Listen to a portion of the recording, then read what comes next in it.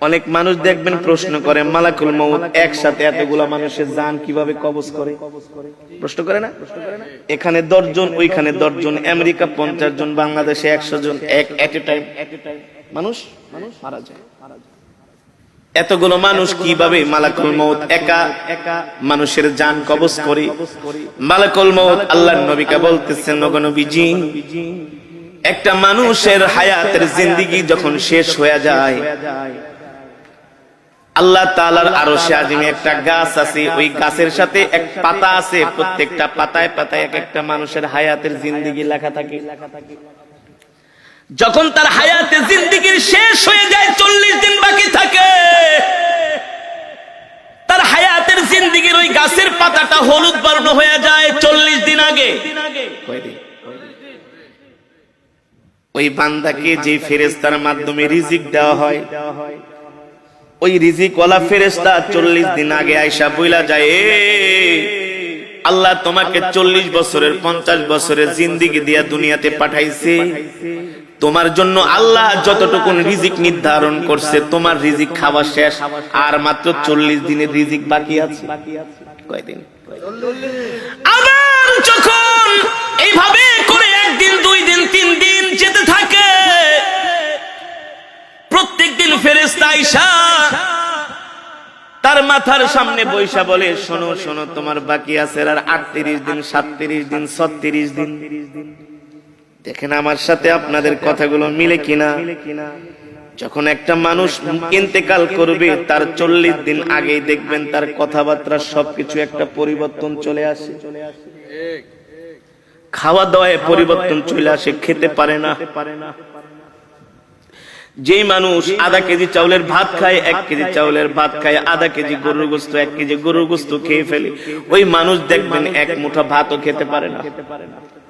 তার সামনে খাবার দিলে আর খাবার ভালো লাগে না। যে মানুষ 1-2 গ্লাস দুধ খেয়ে ফেলতো, সেই মানুষকে চামিচ দিয়ে দুধ খাওয়ানো হয়। যে মানুষ 1-2 হালি কমলা খেয়ে ফেলতো, তাকে একটা কমলার খোসা মুখে নিয়ে একটু রস খাওয়ানো হয়। কারণ কি রে ভাই? কারণ কি? আল্লাহর নবী বলেন, আল্লাহ তাআলা তার জন্য যতটুকু রিজিক নির্ধারণ করেছিলেন, তার রিজিক শেষ, বাজেটে আর তার রিজিক নাই। আর মালাকুল মউত আয়েশা বলে, শোন, তোর বাকি আছে আর মাত্র 3 দিন। 40 দিনের থেকে কয়দিন? দেখবেন একটা মানুষ মৃত্যুর 3 দিন আগে তার কথাবার্তা আরো চেঞ্জ হয়ে যায়। আত্মীয় স্বজনকে দেখলেই তাকায় থাকে, এক পলকে তাকায় থাকি, দোকানের দিকে যে তাকায় থাকি, বাড়ির দিকে যায় তাকায় থাকে, সম্পদের দিকে যায় তাকায় থাকে। কারণ আস্তে আস্তে পৃথিবী তাকে ছেড়ে দিতেছে। আল্লাহ আল্লাহ, মালাকুল মউত আয়েশা বলে, তুই এখনো কি তওবা করস নাই? তোর মাত্র আর 3 দিন বাকি আছে। এই 3 দিনের বেশি আর দুনিয়াতে থাকতে পারবি না। তুই তোর গুনার জন্য আল্লাহর কাছে ক্ষমা চা। তখনই দেখবেন ওই মৃত ব্যক্তি যে ইন্তেকাল করবে, 3 দিন আগে তার সন্তানদেরকে ডাকে, কথার মধ্যে একটা পরিবর্তন, আবেগী কথাবার্তা বলে, বাবা রে, আমি যদি চলে যাই, তোর মাকে দেখা রাখিস, তোর ছোট বোনটারে দেখা রাখিস। আমি যদি মারা যাই, আমার ছোট ছেলেটারে তোরা কষ্ট দিস না। বলে কি বলে না? আস্তে আস্তে করে একটা পরিবর্তন চলে আসে, তার একেবারে খাওয়া দাওয়া বন্ধ হয়ে যায়। শরীরের নার্ভ গুলো, শরীরের পার্টস গুলো আর আগের মতো কাজ করে না। কারণ সে মৃত্যুর জন্য তৈয়ার হচ্ছে। যখন তার হায়াতের জিন্দেগির পাতাটা একেবারে হলুদ বর্ণ হয়ে যায়, আর মালাকুল মউত আয়েশা তার সামনে হাজির হয়ে যায়। যদি নেককার হয়, স্ত্রীকে বলে, আমাকে কালেমা শরীফের তালকিন দাও। যে নেককার হবে, মুমিন হবে, আল্লাহর নবী বলেন নেককার মুমিন মৃত্যুর আগে সে জানতে পারে। এই কারণে সন্তানদেরকে বলে ওই জায়গায় আমাকে কবর দিবা, ওই জায়গাটার মধ্যে আমার জন্য কবর খুঁজা রাখবা। আর শোনো শোনো, আমার মৃত্যুর পরে বেশি দেরি করবা না, তাড়াতাড়ি আমাকে কবরে ঢুকাই দিবা। আমার মৃত্যুর পরে আমার জন্য কান্না করবা না, কান্না করবা না। যদি আমি সন্ধ্যায় মারা যাই, এশারের আগে আমাকে কবর দিয়া দিবা। এভাবে নসিহত করে, নসিহত ওসিয়ত করে। কারণ কি? কারণ কি? আল্লাহ নবী সরকারে দো আলম বলেন নেককার ব্যক্তির মৃত্যুর আগে সে সব জানতে পারে, সব দেখতে পায়। এ কারণে একজন জান্নাতি মানুষ সব সময় মৃত্যুর জন্য তৈয়ার থাকে, প্রস্তুত থাকে। ঠিক কিনা বলেন? কেমন তৈয়ার, কেমন প্রস্তুত? তার নখগুলো কাইটা রাখে, তার চুলগুলো কাইটা রাখে, তার লোমগুলো কাইটা রাখে, ওযু অবস্থায় থাকে। যে কোনো সময় মালাকুল মউত তাকে পাকড়াও করতে পারে। ঠিক কিনা বলেন? আল্লাহর নবী সরকার দো আলমের ইন্তেকালের আগে আল্লাহর নবী আম্মা জান আয়েশাকে বলে, আয়েশা রে আমার মিসওয়াকটা দাও। আম্মা জান আয়েশা বলে, আমি আল্লাহর নবীর হাতে মিসওয়াক দিলাম। আল্লাহর নবী সুন্দর করে মিসওয়াক করতেছেন। মিসওয়াক করার পরে উত্তম রূপে আল্লাহর নবী ওযু করলেন। আমি জিজ্ঞেস করলাম, ও প্রাণের স্বামী আল্লাহর নবী, আপনি এত সুন্দর করে মিসওয়াক করতেছেন, ওযু করতেছেন, কারণ কি? আল্লাহর নবী বলে, এ আয়েশা, একটু পরে আমার জান কবজ করার জন্য মালাকুল মউত আমার বাড়িতে হাজির হবে।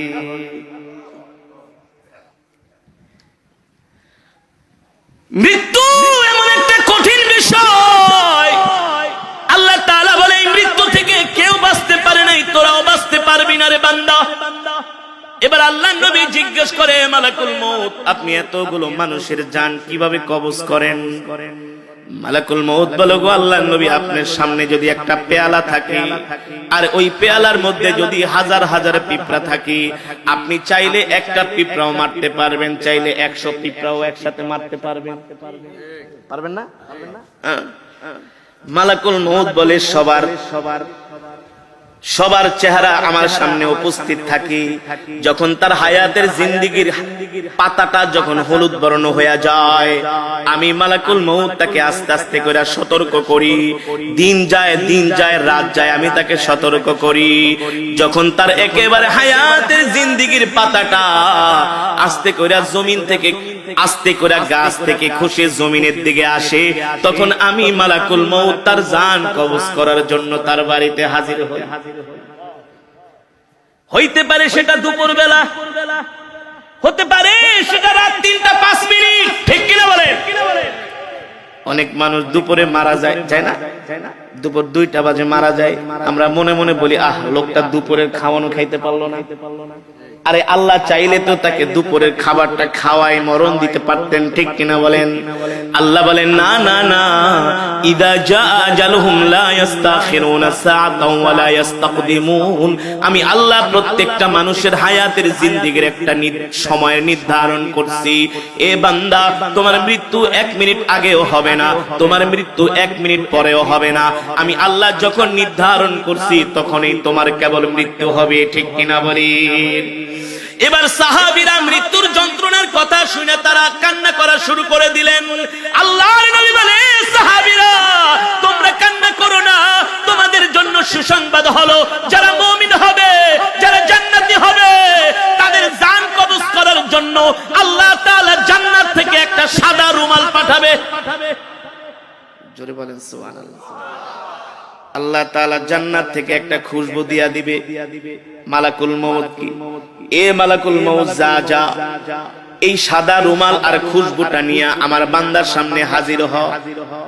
তাফসীরের মধ্যে এসেছে, মালাকুল মউত জান্নাতের মধ্যে রাইয়ান নামক একটা সুগন্ধি আছে। নাম কি?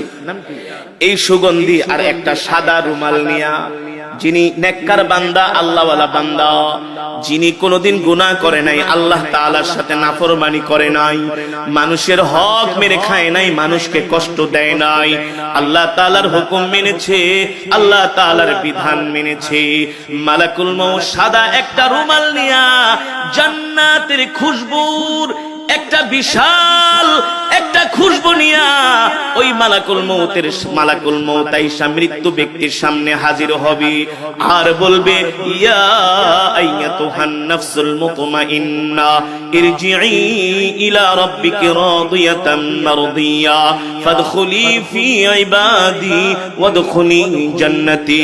আল্লাহ ডাক দিয়া বলে, এ প্রশান্ত আত্মা, এ নেককার আত্মা, এ জান্নাতি আত্মা, তুই বের হয়ে আয়, বের হয়ে আয়।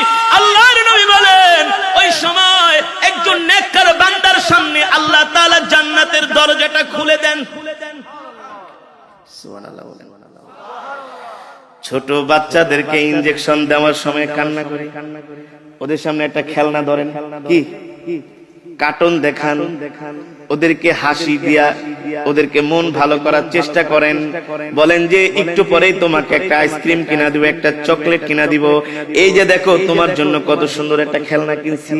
এই কথা বলার সাথে সাথে তার শরীরে ইনজেকশনটা ঢুকায় দিবেন, দেখবে সে তত ব্যথাও পাবে না, চিৎকারও করবে না। যারা নেককার বান্দা হবে, আল্লাহ তাআলা সাদা রুমালের মধ্যে মালাকুল মউতকে বলবে, জান্নাতের খুশবু লাগায় দাও, আর খুশবু লাগায় দিয়ে আমার বান্দার নাকের সামনে রুমালটা ধরো আর জান্নাতের দরজাটা খুলে দাও। এবার নেককার বান্দা দেখবে আল্লাহ তাআলা তার জন্য এত সুন্দর জান্নাত বানাইছি, যেই জান্নাতের মধ্যে হুর গিলমান তার জন্য অপেক্ষা করতেছে। 10 দুনিয়ার সমান একটা জান্নাত, জান্নাতের বাগ বাগিচা, কার্পেট, গাছপালা, জান্নাতের নিয়ামত, আসবাবপত্রগুলো দেখে হাসতে থাকবে। সুবহানাল্লাহ। কারণ রূহ যাইতে দেরি, জান্নাতে যাইতে দেরি নাই। তো এই মৃত্যুর সময় কেউ কি কান্না করে নাকি? কেউ কি হতাশ হয় নাকি?